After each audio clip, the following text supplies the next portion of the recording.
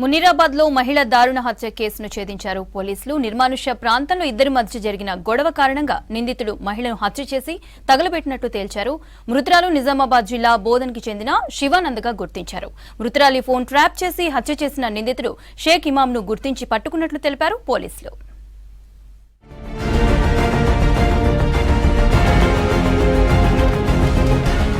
మేడ్చల్ జిల్లా Quthbullapur police station పరిధిలో ఈ నెల 24వ తేదీన మునీరాబాద్ ఓఆర్ఆర్ కింద జరిగిన మహిళా హత్య కేసును ఛేదించారు పోలీసులు. మహిళ చేతిపై ఉన్న పచ్చబొట్టు పేర్ల ఆధారంగా మృతురాలు నిజామాబాద్ జిల్లా బోధన్కు చెందిన శివానందగా గుర్తించారు. ఇంట్లో గొడవ పెట్టుకుని బతుకుతెరువు కోసం హైదరాబాద్ కు వచ్చిన మహిళ గత కొంతకాలంగా కొంపల్లిలోని కుషాయిగూడలో నివాసం ఉంటున్నట్టు తెలిపారు పోలీసులు.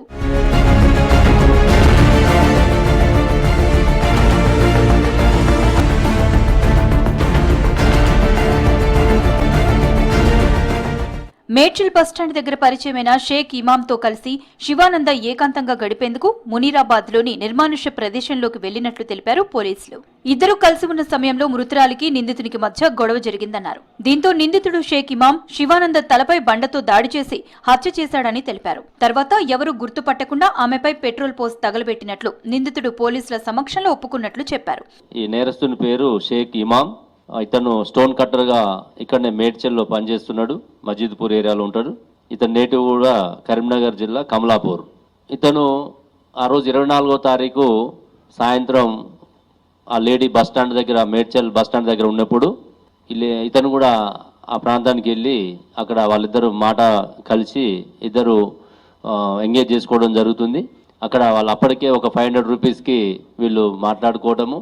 అక్కడ పోయిన తర్వాత వాళ్ళిద్దరి మధ్య ఆ డబ్బుల దగ్గర ముందు ఇవ్వమని, తర్వాత ఇస్తామని చెప్పేసి, తర్వాత లేడీ మళ్ళీ ఎక్కువ డిమాండ్ చేసిందని ఇట్లా రకరకాల రీజన్స్ చెప్తున్నాడు. ఏది చెప్పినప్పుడు కూడా ఇష్యూ చాలా పెట్టి మ్యాటర్ అది యాక్చువల్గా.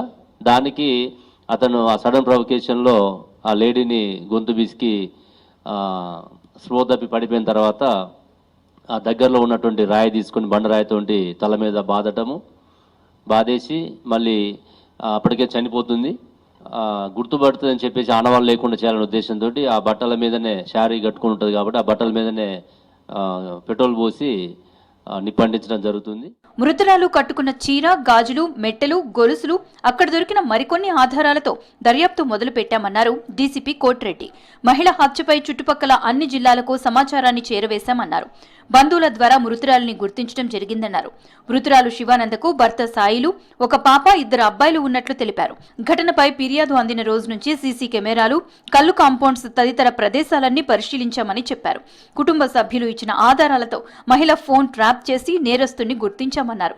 నిందితుడు షేక్ ఇమాం స్టోన్ కట్టర్ గా పనిచేస్తుండగా అతను కరీంనగర్ జిల్లా కమలాపూర్ కి చెందినవాడిగా గుర్తించామని తెలిపారు డీసీపీ కోటిరెడ్డి.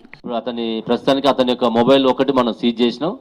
ఇంకా ఆ యొక్క మృతురాల యొక్క ఫోను, ఇతను వాడినటువంటి బైక్, ఇవి కూడా మనం సీజ్ చేసుకోవాల్సి ఉంది.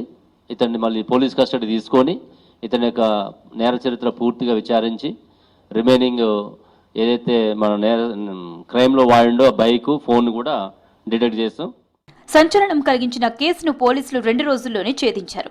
నిందితుడు హిమాం మొబైల్ ట్రాక్ చేసిన పోలీసులు గతంలో ఏమైనా నేరాలకు పాల్పడ్డాడా అనే కోణంలో దర్యాప్తు చేస్తున్నారు.